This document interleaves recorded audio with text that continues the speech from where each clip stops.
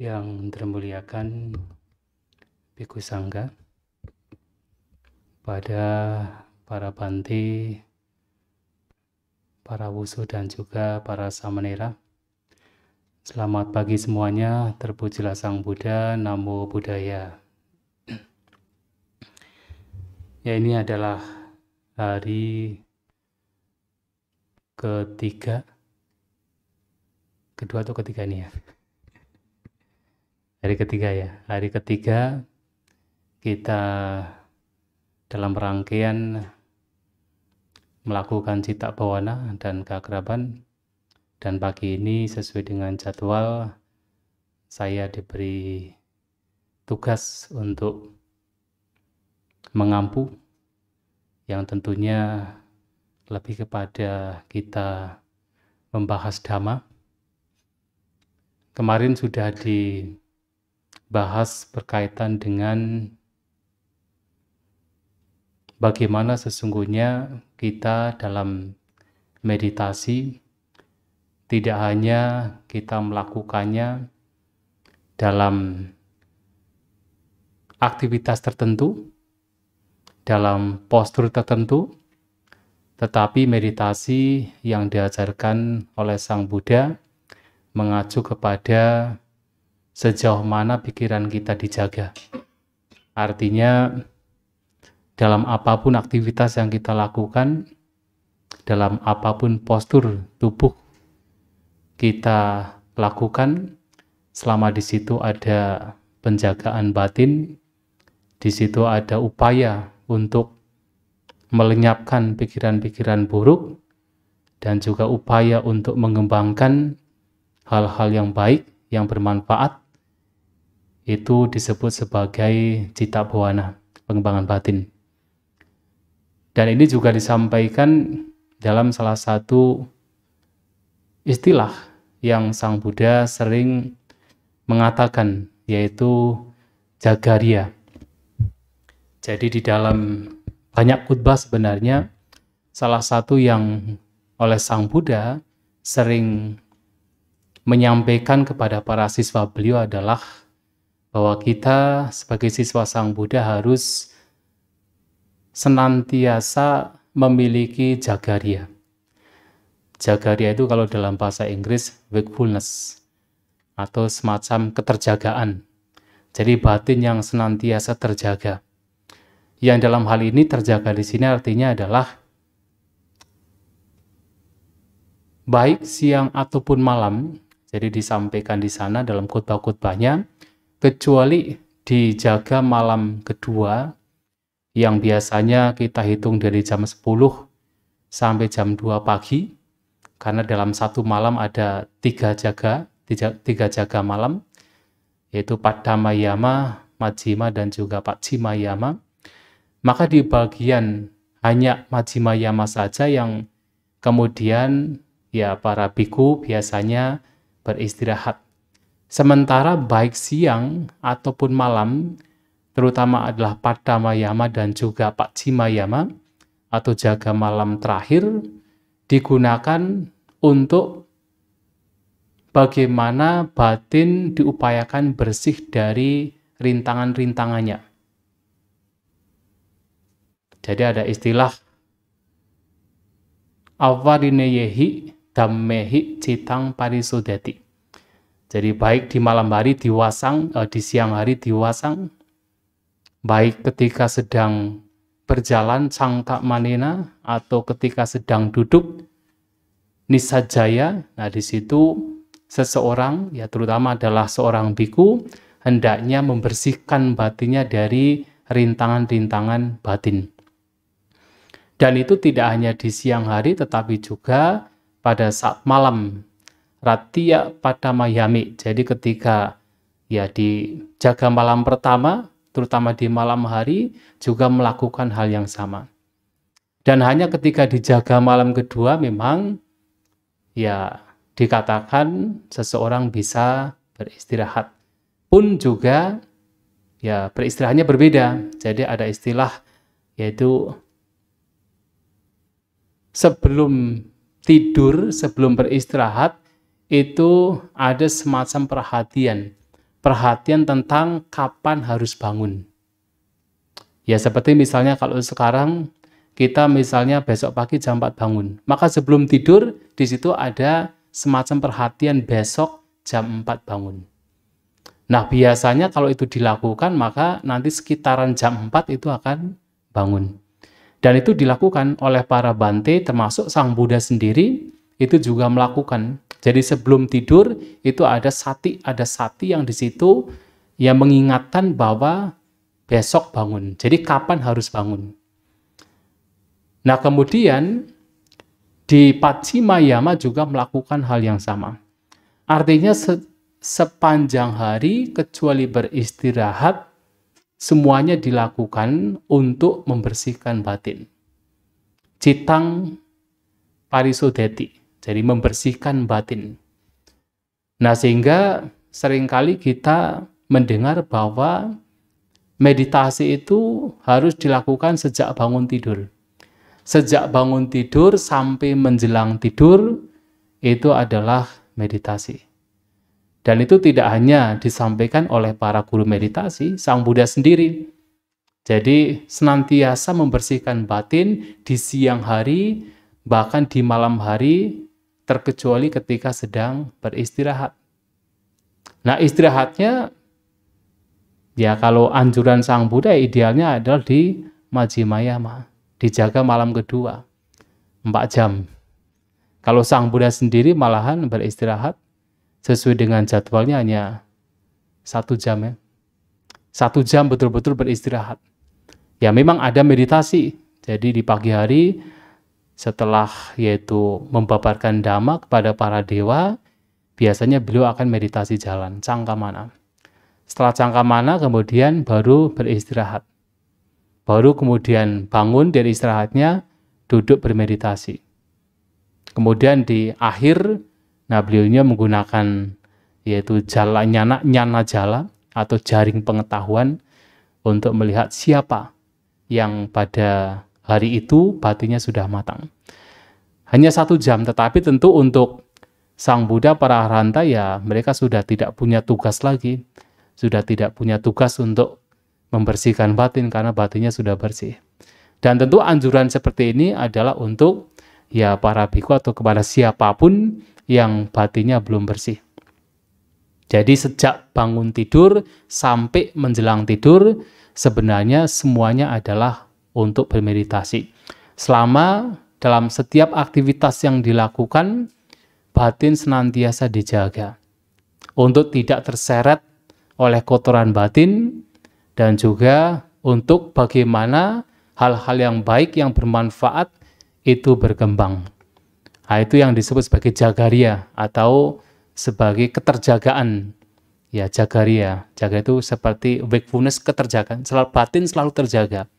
Terjaga untuk yaitu memperhatikan batin agar tidak terseret oleh kotoran batin.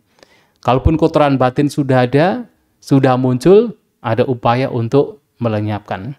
Nah itulah kenapa meditasi yang diajarkan oleh Sang Buddha itu harus dilakukan setiap waktu, setiap saat dalam apapun aktivitas yang dilakukan. Nah tetapi juga ada satu hal yang juga penting yang disampaikan di dalam Visuddhimagga, di mana ketika seseorang mengupayakan untuk mengembangkan batin, juga ada beberapa hal yang terkadang itu menjadi pengganggu. Dan hal-hal ini bukan, ya lebih sifatnya kepada eksternal atau sesuatu yang ada di luar, yang itu mempengaruhi batin seseorang. Ya jadi berbeda dari panca niwarana. Jadi sebelum panca niwarana ada juga rintangan-rintangan lain atau penghalang lain yang juga patut untuk diperhatikan. Yang di dalam Visuddhimagga disebut dasa paliboda. Jadi 10 penghalang. Jadi ada 10 penghalang yang juga patut untuk diperhatikan. Jangan sampai 10 hal ini nanti menjadi penghalang dalam bermeditasi. Sebenarnya 10 hal ini bisa menjadi penghalang, juga bisa menjadi tidak penghalang, tergantung pada masing-masing. Nah, yang pertama adalah awasa atau tempat tinggal, tempat di mana kita berdiam. Dalam Visuddhimagga ya, tempat tinggal tidak harus misalnya arama atau wihara yang besar. Bahkan kita misalnya tinggal di kuti, itu juga bagian dari tempat tinggal. Nah, tempat tinggal ini juga bisa menjadi penghalang. Nah, yang dimaksud dengan penghalang di sini adalah ketika seseorang, nah di sana dikatakan memiliki banyak benda. Yang memungkinkan ketika dalam tempat tinggalnya itu banyak benda, apalagi yang ya kita boleh mengatakan luxurious, itu memungkinkan untuk memunculkan kemelekatan. Nah, ini yang berbahaya. Jadi kemelekatan terhadap benda-benda itu yang menjadi perintang, menjadi penghalang. Nah, oleh karena itu, kalau kita perhatikan, ya memang idealnya tempat tinggal dalam seseorang upaya untuk mengembangkan batin adalah tempat yang memang lebih sepi. Jadi seperti seringkali di dalam khotbah Sang Buddha, dikatakan bahwasanya tempat tinggal yang cocok untuk bermeditasi untuk para biku ya memang tidak terlalu jauh dari kampung atau pemukiman, tidak juga terlalu dekat. Ya, kenapa kalau terlalu jauh juga tidak sesuai? Karena mau tidak mau kita sebagai biku juga masih membutuhkan kedermawanan dari umat, makanan, ya, jubah dan sebagainya, yang mana ketika terlalu jauh itu sulit untuk mendapatkan makanan, untuk berpindah patah. Kalau zaman dulu, apalagi mereka harus berjalan. Barangkali kalau zaman sekarang masih mudah. Kalaupun jauh, masih ada mobil. Umat-umat bisa datang dengan mobil. Kalau dulu sulit sekali. Itulah kenapa dikatakan tidak terlalu jauh dari pemukiman. Tapi tidak juga terlalu dekat. Karena kalau terlalu dekat ya memang sangat memudahkan orang-orang untuk datang ke wihara atau ke arama, ke tempat tinggal tersebut, dan itu juga mau tidak mau kita akui itu juga mengganggu. Nah, sehingga tidak terlalu jauh, tidak terlalu dekat. Dan juga baiknya adalah tempat tinggal yang memang ketika siang tidak bising dan ketika malam juga sedikit suara. Ya, ada kalanya bahkan ketika berada di hutan, apakah suara itu pasti senyap? Belum tentu. Karena ada juga hutan-hutan yang memang malahan suaranya banyak. Ya, sebagai contoh kalau misalnya dekat sungai gitu. Kadang-kadang pas lagi ada musim katak itu, sepanjang malam ya suaranya katak terus. Dan itu bising. Atau misalnya tempat tinggal seperti cerita ya seorang bante dari Sunaparanta pergi ke Sunaparanta kemudian tinggal di dekat pantai. Nah, ternyata ya tempatnya sepi dalam artian itu pantai dan hutan. Tetapi ternyata di sana banyak burung yang ada di pantai itu, dan itu mengganggu sekali. Nah, sehingga tempat seperti itu pun juga belum tentu, walaupun misalnya sepertinya sudah hutan tetapi tidak bising. Oleh sebab itu ya memang siang juga tidak bising, malam juga sedikit suara. Bukan berarti kemudian betul-betul senyap. Suara pasti ada, tetapi sedikit suara. Dan tempat yang memang terasing atau secluded atau wiwitang, maka seringkali disebut wiwitang senasanang vibhajati. Bhajati artinya berasosiasi dengan tempat tinggal yang memang terasing. Nah, biasanya anjuran Sang Buddha ya hutan, bawah pohon. Paling tidak adalah sunyagara, tempat kosong. Barangkali wihara juga sunyagara ya. Asalkan tidak terlalu bising dengan yaitu rumah tangga, yaitu juga bagian dari rumah kosong, sunyagara. Jadi hutan, kemudian rukamula atau bawah pohon apa ya? Karena dia mengatakan kalau bawah pohon berarti di bawah akar. Pangkal pohon ya, kaki pohon ya, di pangkal pohon begitu. Tempat yang kosong atau di gua, di gunung, bahkan juga di kuburan. Nah, kuburan juga menjadi satu tempat pada zaman Sang Buddha, bahkan sekarang pun juga ada beberapa orang yang tinggal di kuburan, beberapa biku tinggal di kuburan, karena itu tempat yang sepi. Ya, jadi satu tempat yang memang juga termasuk ideal untuk pengembangan batin. Dan juga ada dalam bahasa Pali, palala punjang. Apa ya Samnera? Palala punjang. Palala itu jerami, punja itu tumpukan jerami. Barangkali seperti gubuk yang terbuat dari jerami. Nah, itu juga menjadi tempat yang cocok untuk pengembangan batin. Nah, tetapi dikatakan pula bahwasanya tempat yang dikatakan sedikit ramai pun belum tentu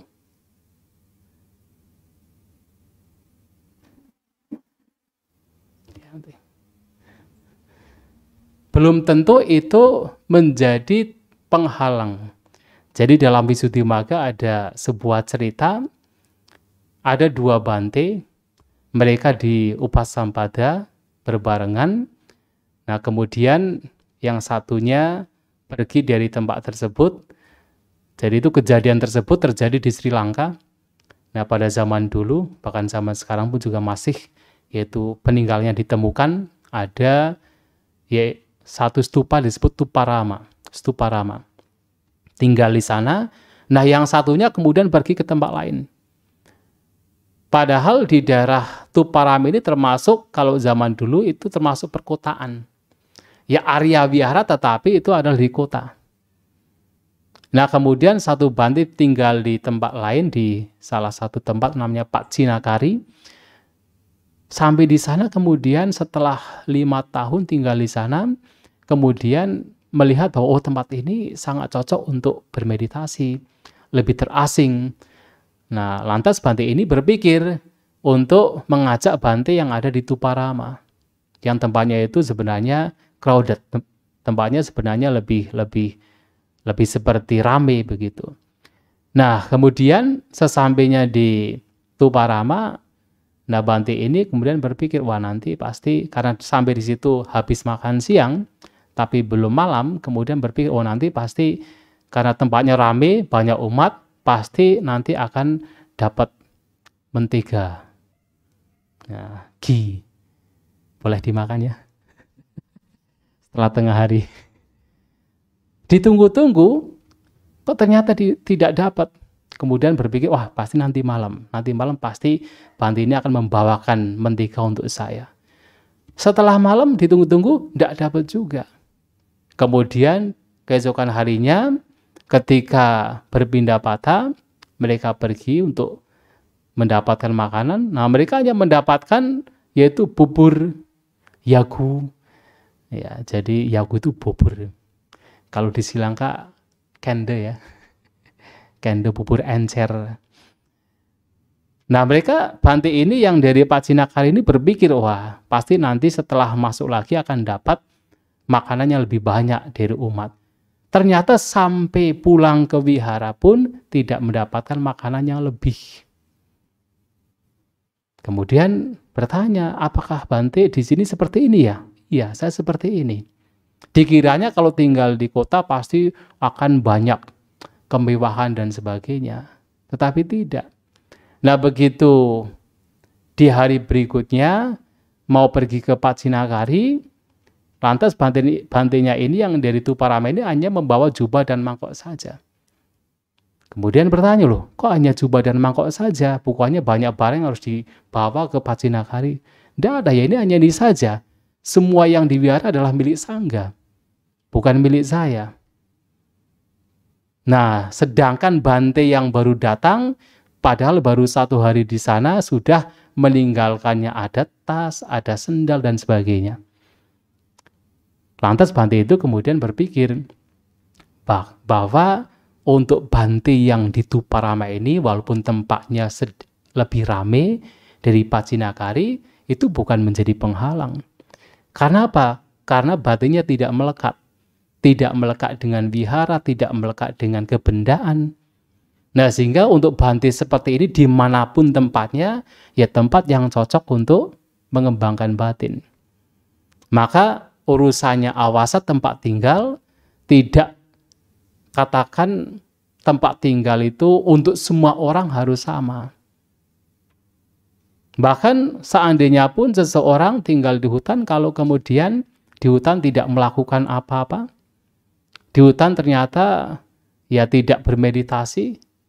Kalau tidak salah ada satu sutta ya di Majjhima Nikaya yang dibabarkan oleh Bhante Sariputta mengenai yaitu perbedaan antara yaitu para biku yang di kampung dengan para biku yang di hutan. Bahkan ketika para biku yang tinggal di hutan di sana tidak melakukan apa yang harus dilakukan, seperti misalnya bermeditasi, tidak mempraktikkan sila dengan baik, tidak bermeditasi, malahan banyak keinginan, bahkan para biku tersebut atau biku yang tinggal di hutan tersebut akan lebih tercela ketimbang yang tinggal di perkampungan. Sutanya saya lupa.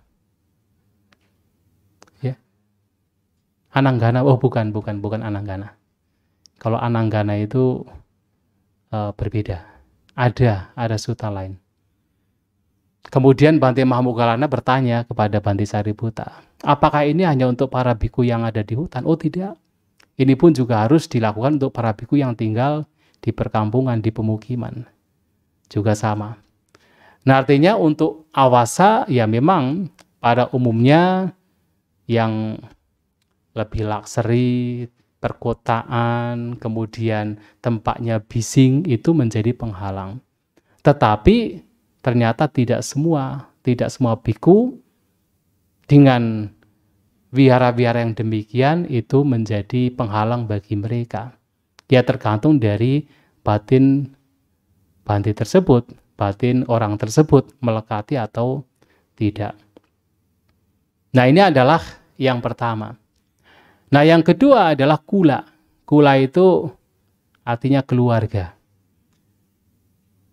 Yang dimaksud keluarga di sini bukan sekedar keluarga yang masih punya hubungan darah.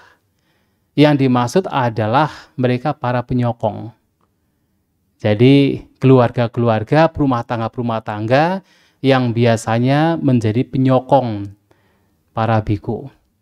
Ini juga bisa menjadi penghalang kalau seseorang terlalu punya intimasi terhadap keluarga tertentu atau terhadap keluarga-keluarga, terhadap penyokong, punya terlalu kedekatan. Jadi tidak ada boundary lagi, tidak ada batasan lagi. Sampai dalam salah satu sutta, dalam salah satu khotbah Sang Buddha, sampai kemudian seseorang karena punya kedekatan yang sangat dekat dengan rumah tangga tersebut, ketika rumah tangga mengalami kesedihan, kemudian ikut bersedih. Ketika rumah tangga tersebut mendapatkan, ya katakan menang lotre misalnya begitu, kemudian ikut bergembira ria. Jadi batinnya ini diombang-ambingkan oleh kondisi keluarga tersebut, kondisi penyokong tersebut. Nah, ini juga menjadi penghalang kalau terlalu dekat secara emosional. Oleh sebab itu ada satu pujian yang diberikan oleh Sang Buddha kepada Bhante Kassapa. Itu disampaikan dalam salah satu khotbah Candu Pammasutta. Perumpamaan candra, perumpamaan bulan, rembulan. Sang Buddha memuji Bhante Mahakassapa karena Bhante Mahakassapa ini ketika berasosiasi dengan para perumah tangga, walaupun sudah kenal lama, tetapi masih bersikap seperti orang baru. Sudah kenal lama dengan rumah tangga tertentu, tetapi masih bersikap seperti orang baru. Artinya masih ada batasannya, masih ada yaitu boundary-nya. Jadi tidak kemudian bebas sekali, walaupun sudah kenal lama. Nah, sehingga ini menjadi sebuah pujian, karena biasanya kalau orang sudah kenal lama, jangankan di komunitas antara biku dengan berumah tangga, bahkan kalau tidak hati-hati di antara para biku juga bisa terjadi. Awalnya dengan biku tertentu, misalnya saya yang junior kepada Bhante yang senior. Awalnya respect sekali. Awalnya terjaga sekali. Tetapi karena kenal lama, sudah terbiasa berbincang lama, kemudian respect-nya mulai hilang. Nah, karena apa? Tidak ada perhatian, tidak ada sati. Dan itu bisa terjadi bahkan di komunitas yang seperti ini, apalagi kalau kemudian antara biku dengan berumah tangga. Yang berumah tangga secara umum ya tidak seperti para biku yang memang secara lebih intensif untuk menjaga perilakunya. Nah, sehingga bisa terjadi demikian. Lama-kelamaan menjadi terlalu bebas, tidak ada batasan. Nah, secara emosional juga terpengaruhi, sehingga ketika mereka bersedih, ikut bersedih.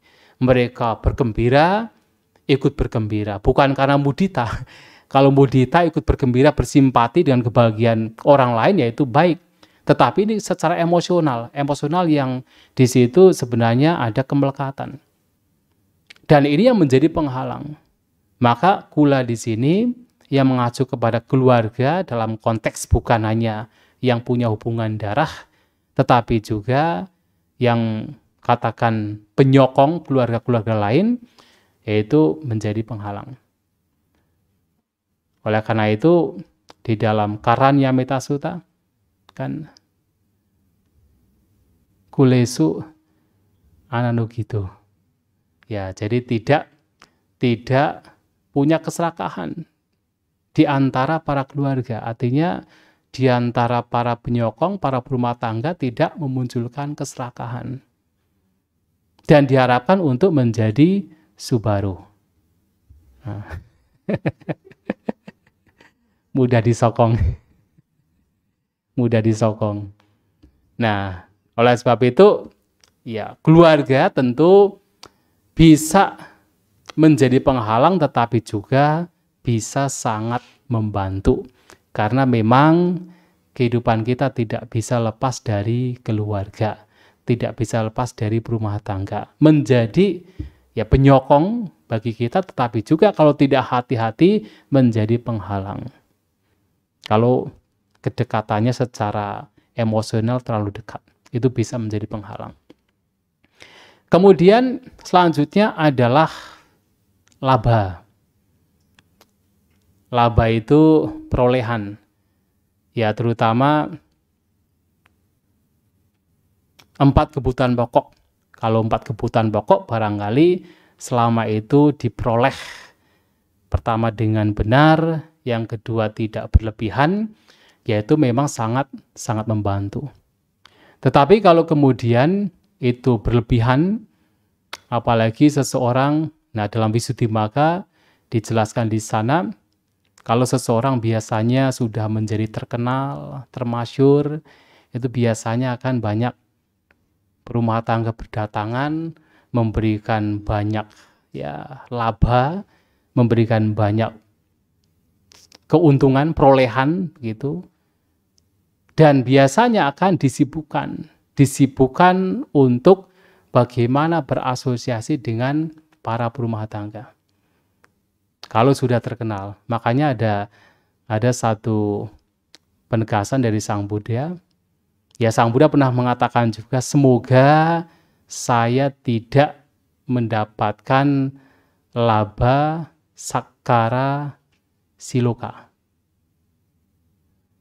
Siloka atau apa ya? Betul kan ya? Laba sakkara siloka. Ya. Jadi semoga saya tidak mendapatkan, maksudnya bukan mendapatkan dalam artian tidak berlebihan dalam keuntungan, kemudian dalam pujian dan dalam keterkenalan. Sebenarnya ini adalah untuk pengingat. Pengingat bagi para siswa beliau, bagi para biku tentang bahaya. Tentang bahaya dari perolehan pujian dan juga kemasyhuran. Karena kalau kemudian tidak melihat bahayanya, bisa saja kemudian ya seseorang hidup hanya untuk mencari perolehan, mencari pujian, mencari keterkenalan. Dan pada akhirnya kalau itu pun didapat, kemudian menjadi lebih sibuk. Dan kalau sudah sibuk, ya sulit untuk mengembangkan batin, untuk melakukan cita bawana. Kalau tidak diperoleh, juga menjadi menderita. Mencari tapi tidak didapatkan, menderita dan juga ya sulit untuk melakukan cita bawana. Makanya perolehan juga itu menjadi satu penghalang kalau kemudian tidak diperhatikan, tidak dilihat dari sisi bahayanya. Tetapi tentu di sisi lain perolehan juga menjadi pendukung, ya pendukung bagi seseorang, bagi para biku yang memang mempraktikkan dhamma. Oleh karenanya ada satu khotbah dalam Majjhima Nikaya, kalau tidak salah Pindapata Parisutti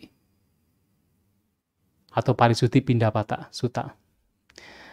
Nanti dilihat lagi. Nah, di sana Sang Buddha memberikan wejangan berkaitan dengan ketika seseorang tinggal di suatu tempat, kemudian di sana mendapatkan 4 kebutuhan pokok dengan mudah. Tetapi kemudian pengembangan batinnya ini tidak berkembang. 4 kebutuhan pokok diperoleh dengan mudah. Pengembangan batinnya tidak berkembang. Maka biku tersebut diharapkan untuk pindah tempat. Harus merenungkan bahwa saya menjadi biku bukan sekedar untuk mendapatkan 4 kebutuhan pokok. Tujuannya adalah untuk pengembangan batin. Maka harus pindah ke tempat lain. Kemudian ada seorang biku yang tinggal di tempat tersebut, 4 kebutuhan pokok tidak terpenuhi dengan baik. Tetapi batinnya berkembang. Batinnya berkembang. Nah, dikatakan seseorang harus merenung. Biku tersebut harus merenung bahwa saya menjadi biku bukan sekadar untuk mendapatkan 4 kebutuhan pokok, tetapi untuk pengembangan batin. Nah, di sini walaupun Sang Buddha tidak melanjutkan, ada indikasi bahwa di situ biku tersebut hendaknya ya bertahan. Karena apa? Tujuannya adalah untuk pengembangan batin. Walaupun 4 kebutuhan pokok tidak terpenuhi dengan baik. Nah, tetapi memang yang nomor 3, kalau kemudian ketika tinggal di suatu tempat, kemudian 4 kebutuhan pokok juga tidak terpenuhi, pengembangan batin juga tidak diperoleh, maka harus segera meninggalkan tempat tersebut, mencari tempat yang lain. Nah, yang nomor 4 ini adalah yang terbaik. Ketika tinggal di suatu tempat, 4 kebutuhan pokok terpenuhi, dan pengembangan batin juga diperoleh, maka Sang Buddha justru menganjurkan tinggallah di situ selama mungkin. Artinya memang sudah pengembangan batin juga diperoleh, 4 kebutuhan pokok juga diperoleh. Oleh sebab itu, berkaitan dengan perolehan atau laba, sebenarnya bisa menjadi penghalang, tetapi juga bisa menjadi penyokong. Tergantung pada ya situasi dan kondisi, termasuk adalah batin orang tersebut. Mencari melekati 4 kebutuhan pokok atau dalam artian hal-hal yang diperoleh dari rumah tangga atau tidak. Menjadikan itu sebagai penyokong untuk pengembangan batin atau justru menjadikan itu sebagai kemelekatan baru. Nah, itu tergantung dari masing-masing. Dan itu semua tentu ya harus diperhatikan dalam kita bermeditasi. Nah, kemudian yang selanjutnya adalah ghana. Ya. Ghana itu seperti pengikut. Pengikut di sini seperti misalnya guru dengan para siswa. Ya biasanya apalagi zaman dulu dengan sekarang pun juga barangkali di negara-negara yang mayoritas Buddhis, mereka ada yaitu para biku yang punya banyak murid. Ini juga menjadi ya penghalang kalau kemudian harus banyak mengajar. Makanya di dalam Visuddhimagga, kalau misalnya ada seorang guru atau biku yang memang punya tugas untuk mengajar para siswanya, yaitu harus segera diselesaikan.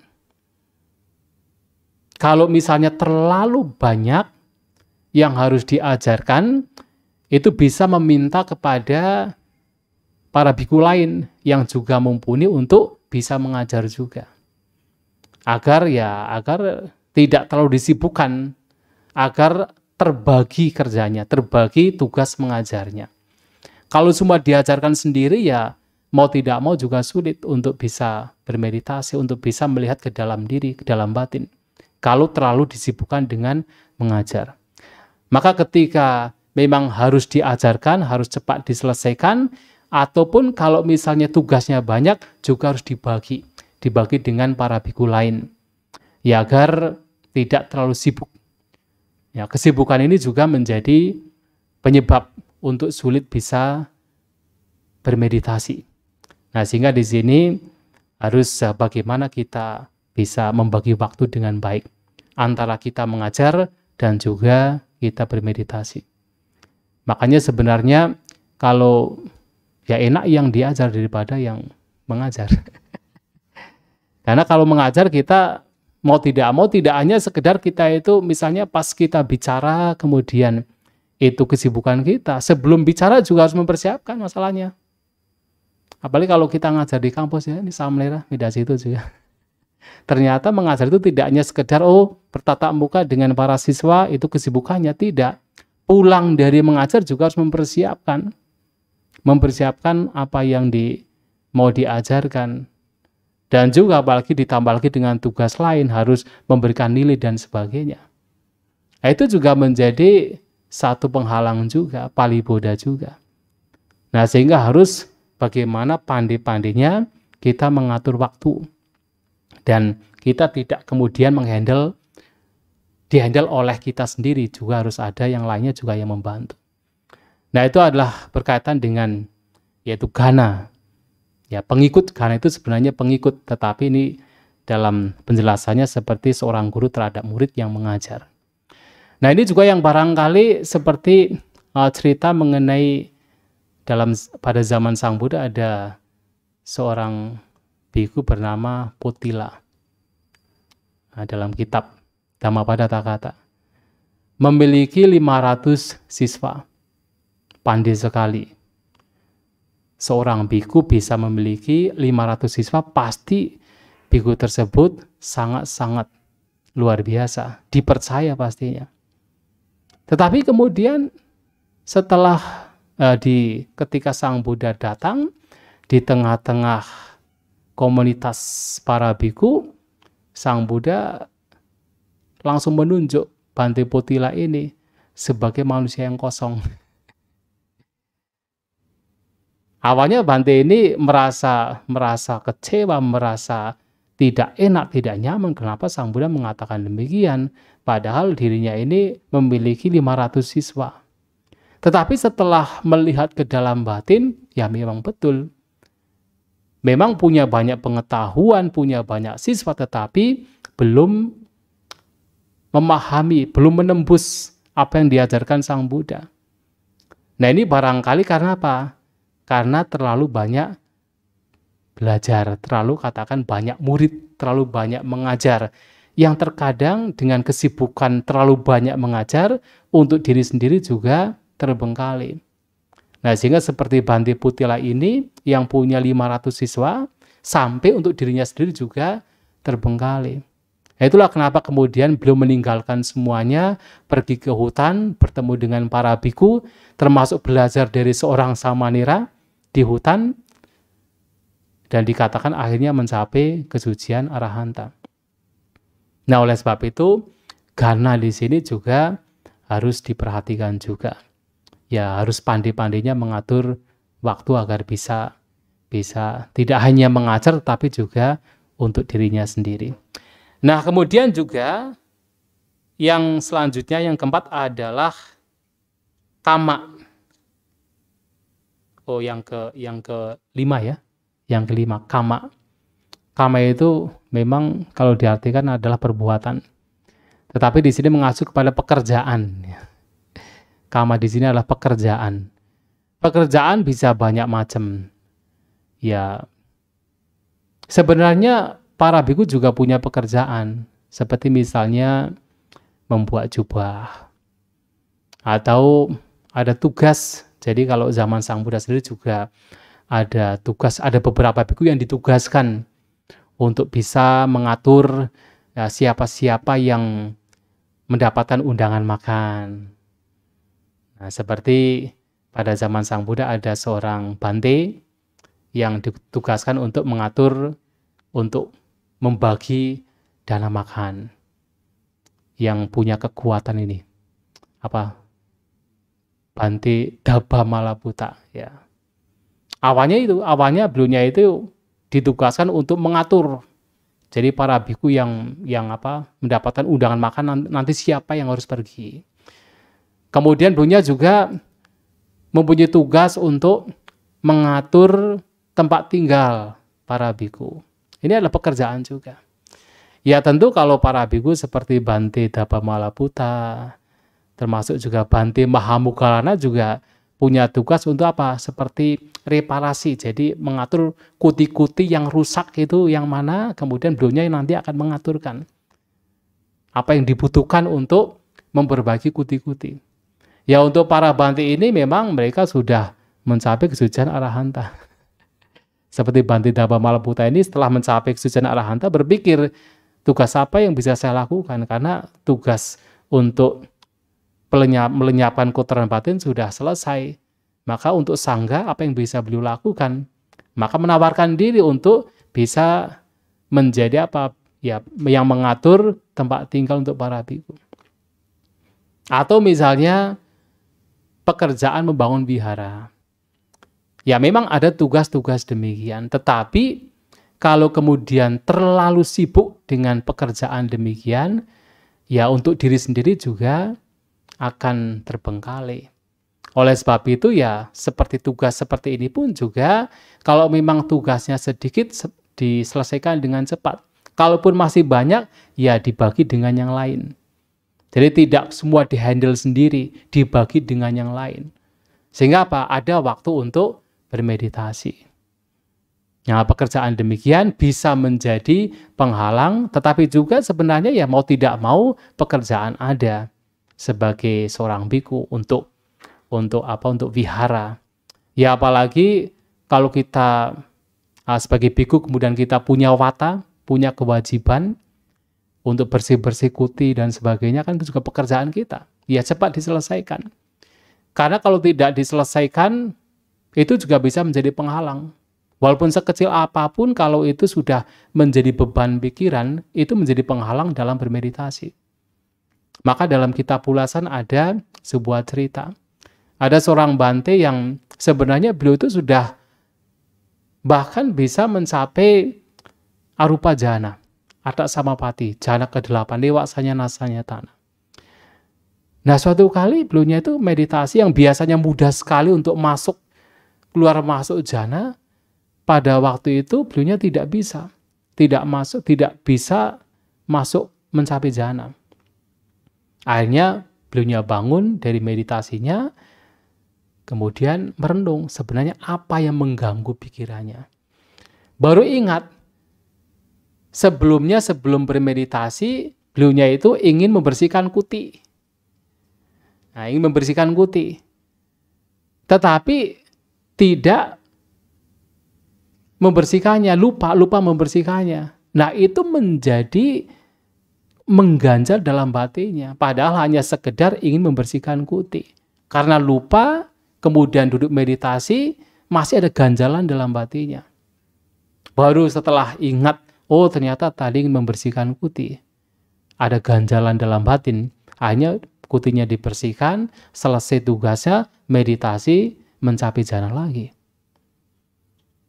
Nah, sehingga pekerjaan-pekerjaan ini pun juga bisa menjadi penghalang kalau kemudian menjadi ganjalan. Maka harus segera diselesaikan atau dibagi dengan para biku lain supaya diri sendiri juga bisa bermeditasi. Nah, itu adalah kama pekerjaan. Kemudian yang selanjutnya adalah mirip, yaitu adhana. Adhana itu perjalanan. Kita melakukan perjalanan. Kalau memang kita punya tugas untuk melakukan perjalanan, ya memang harus, kalau itu penting sekali, sangat penting, apalagi seperti perjalanan untuk misalnya orang tua sakit dan kita memang sebagai anak juga harus menjenguk orang tua, atau mungkin ada seorang biku yang mau lepas jubah, kemudian kita datang ke sana untuk memberikan motivasi agar jangan lepas jubah, atau samanera dan sebagainya, yang memang itu penting, yaitu memang harus segera dikerjakan. Kalau tidak dikerjakan dan itu menjadi ganjalan dalam batin, itu juga menjadi gangguan saat bermeditasi. Maka ketika perjalanan tersebut memang sangat penting, harus segera diselesaikan. Tetapi kalau tidak penting, maka ya sudah diputuskan untuk tidak melakukan perjalanan. Kalau memang itu tidak penting. Ya, apalagi kalau hanya jalan-jalan doang. Tidak penting, dan kalau itu memang mengganggu batin dalam bermeditasi, ya itu tidak dilakukan. Dan biasanya seperti ini akan terasa sekali kalau memang kita sedang ya bermeditasi atau katakan retreat yang lebih intensif. Itu biasanya akan terasa sekali. Jadi kalau memang sekecil apapun ganjalan batin itu bisa menjadi penghalang dalam bermeditasi. Maka di sini perjalanan pun juga menjadi penghalang. Kalau memang harus dilakukan, lakukan segera, tapi kalau memang itu tidak penting, memang sebaiknya tidak dilakukan.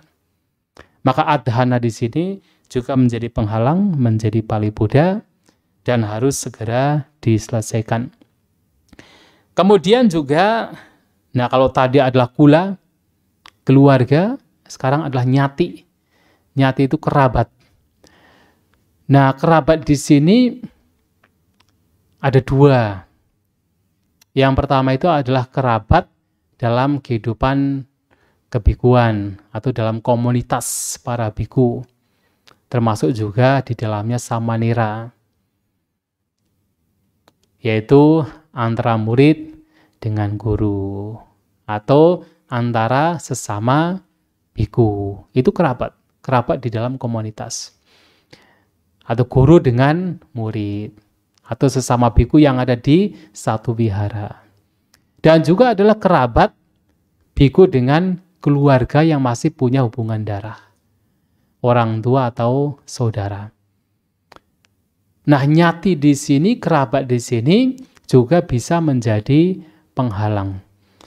Ya, terutama adalah ya mau tidak mau ketika misalnya teman kita, misalnya satu kuti atau satu wihara ada yang sakit.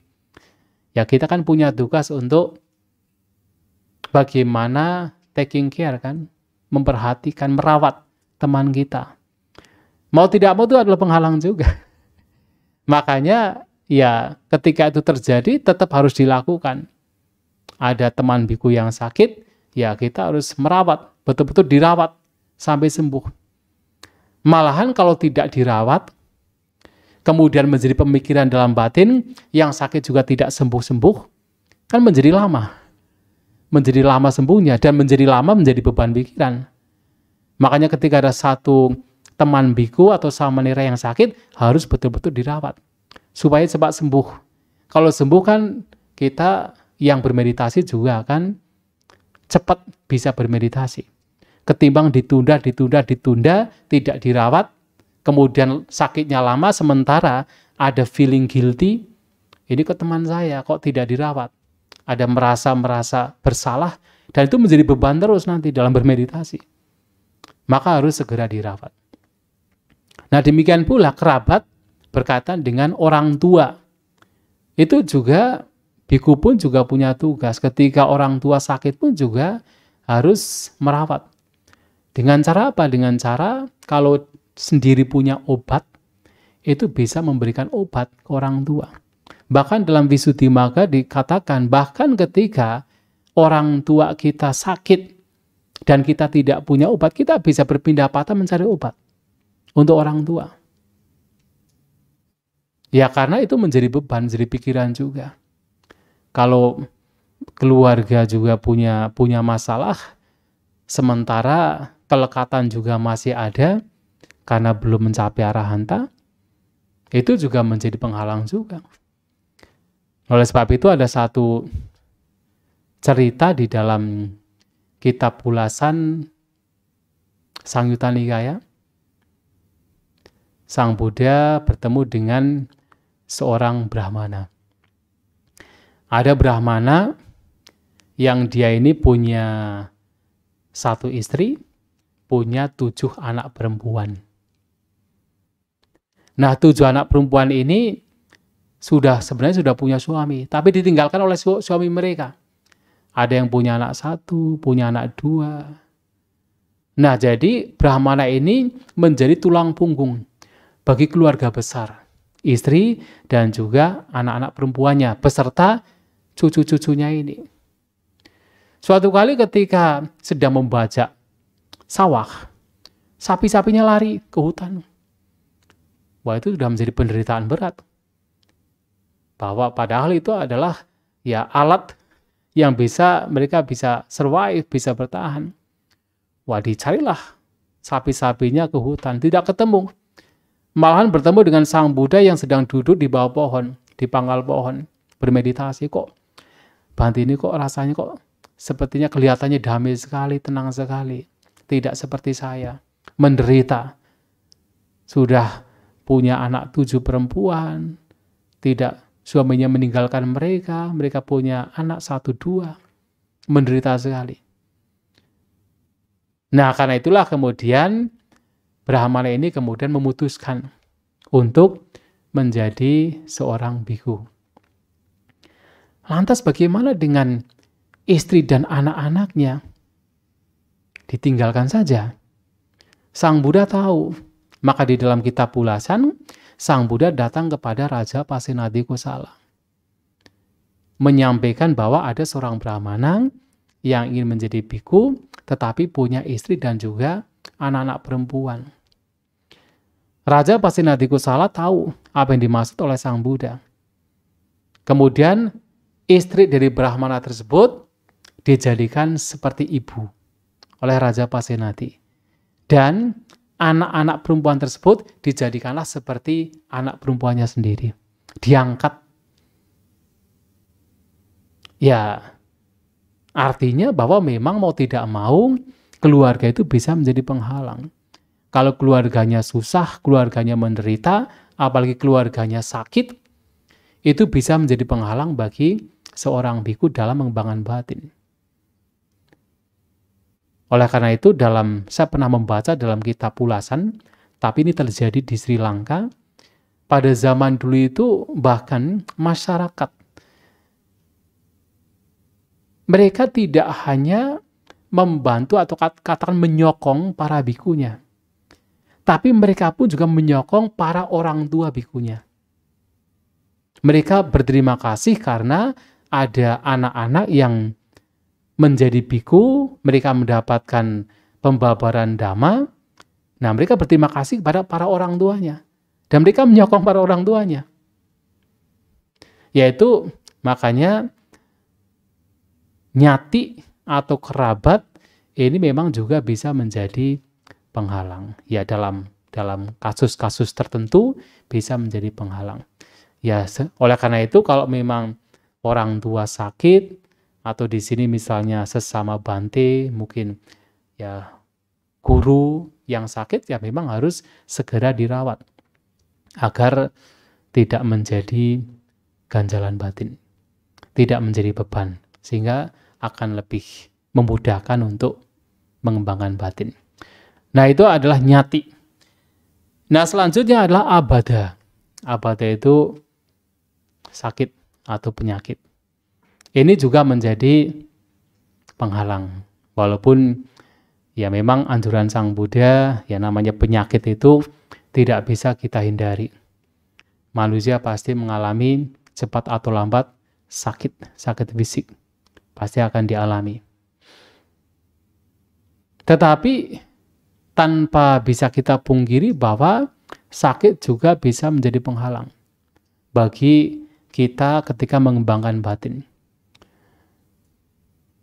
Ada satu khutbah di dalam Samyutta Nikaya, seorang biku yang dikatakan telah mencapai jhana keempat.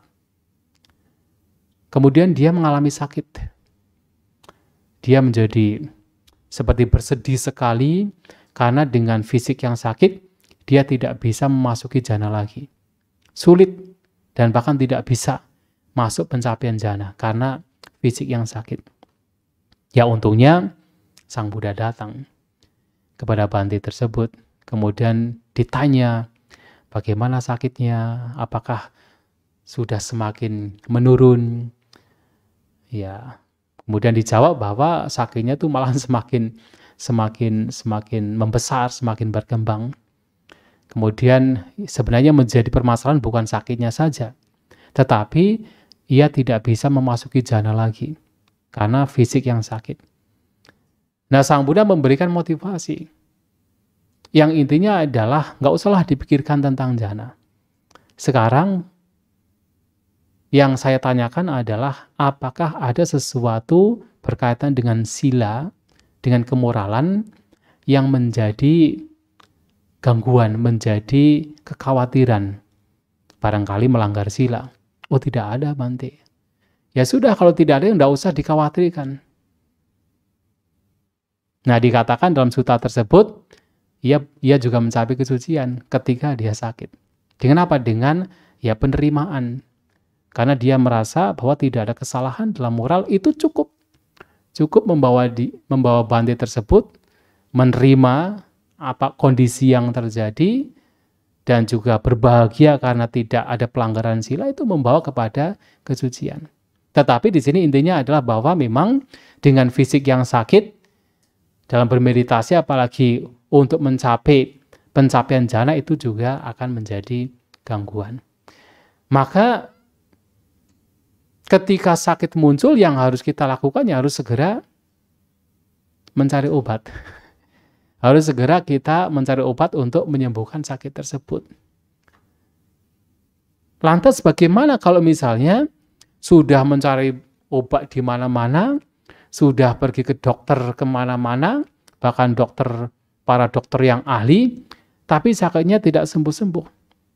Nah, di dalam Visuddhimagga kemudian dikatakan harus punya semacam tekad, semacam motivasi bahwa saya tidak mau terus diperbudak oleh sakit ini.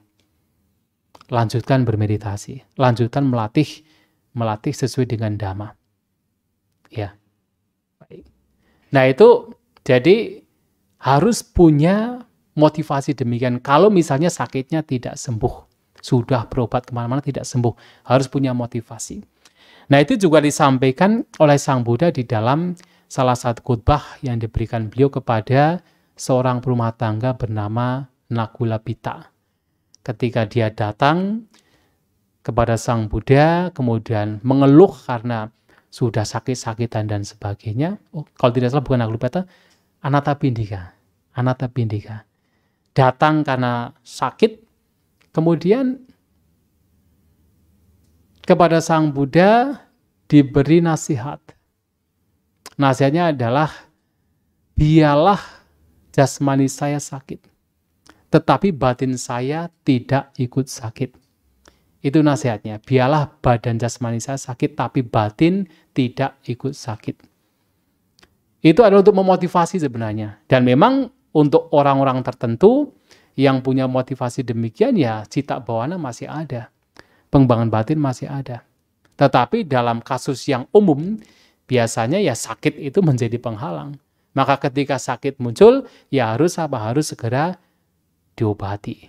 Itu yang harus kita lakukan. Itulah kenapa seringkali Sang Buddha memberikan pujian kepada para siswa beliau yang menjadi biku ketika masih muda. Ketika masih muda, rambutnya masih hitam, kemudian meninggalkan kehidupan berumah tangga menjadi seorang biku, itu sangat dipuji. Ya karena dalam kondisi yang demikian akan lebih mudah ketika mengembangkan batin. Walaupun tidak bisa dipungkiri, yang tua-tua pun juga bisa mengembangkan batin. Tetapi yang muda ketika itu dengan fisik yang sehat dan digunakan dengan lebih baik, itu sebenarnya lebih memudahkan. Maka sakit menjadi penghalang dan harus segera diobati. Dan inilah 10 pali Buddha yang juga harus diperhatikan sehingga tidak menjadi gangguan. Baru 9 ya? Baru 8 ya? Oh, ini sudah 10 tadi, bantainya kayak gini-gini Pak. Oke, iya. Yang 2 selanjutnya adalah ganta, ya ganta, belajar. Kalau tadi kan gana adalah pengikut, punya banyak pengikut termasuk ya para siswa. Nah sekarang ganta, belajar. Ini dari kasus yang belajar. Ya, sebagai siswa, ya tidak hanya siswa, bahkan guru pun juga masih belajar. Itu juga demikian bisa menjadi penghalang. Ketika kemudian seseorang, dalam Visuddhimagga ditegaskan di sana, ketika seseorang hanya sekedar belajar saja. Jadi hanya fokusnya belajar tetapi tidak mempraktikkan, hanya belajar saja. Jadi misalnya menghafal Dhammapada sampai hafal, kemudian menghafal Majjhima Nikaya, itu saja dihafal gitu.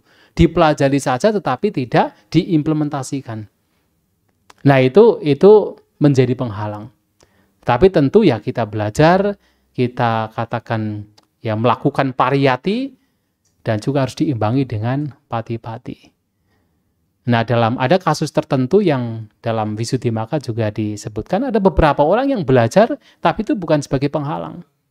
Ketika dia belajar selesai kemudian dia mempraktikkan apa yang telah dipelajari mencapai kesucian, bahkan yang dipelajari semuanya masih bisa diingat dengan jelas.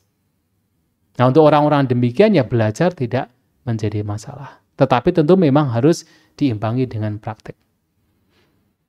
Nah, kemudian yang selanjutnya yang ke-10 adalah idhi.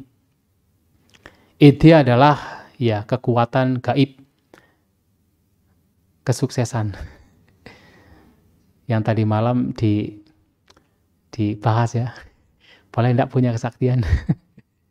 Nah, idhi, dia kata ijhati, sukses. Idhi seringkali diterjemahkan sebagai kekuatan, kesaktian, kekuatan gaib yang ya punya dari satu menjadi banyak, dari banyak menjadi satu, bisa menembus tembok dan sebagainya. Nah, kenapa di sini dikatakan bahwa idhi juga menjadi gangguan? Nah, namun dalam Visuddhimagga hanya menyampaikan bahwa ini menjadi gangguan ketika orang punya idhi, menjadi gangguan bagi vipassana. Ya, punya kemampuan seperti itu bisa menjadi gangguan bagi vipassana.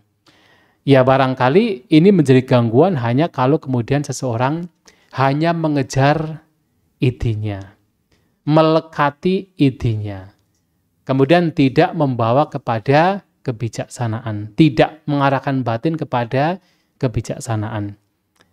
Ya, intinya adalah kemelekatan itu sendiri yang menjadi penghalang dalam seseorang mengembangkan batin, terutama pengembangan batin yang lebih lanjut, yaitu pengembangan kebijaksanaan. Ketika ini dilekati pun juga menjadi penghalang. Nah, inilah 10 pali Buddha yang juga hendaknya diperhatikan dalam proses seseorang mengembangkan batin, melakukan citta bhavana. Ya, tadi Bante Dhammasatto menyampaikan sudah begitu? Oh, tanya jawab. Ya. Baik, saya kira demikian untuk pagi ini dan saya kembalikan kepada Bante Dhammasatto Tera.